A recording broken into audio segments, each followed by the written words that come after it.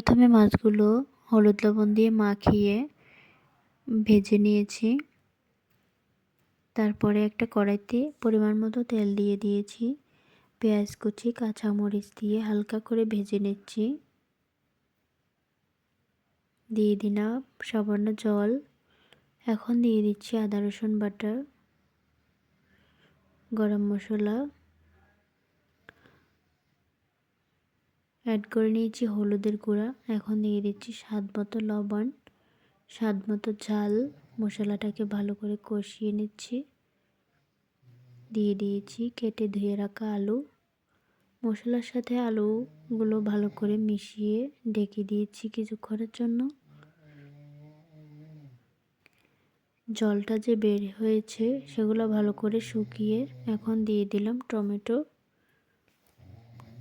দিয়ে ভালো করে কষিয়ে পরিমাণ মতো জল দিয়ে নাড়াচাড়া করে মিশিয়ে নিচ্ছি। কিছুক্ষণের জন্য আবারও ঢেকে দিয়েছি।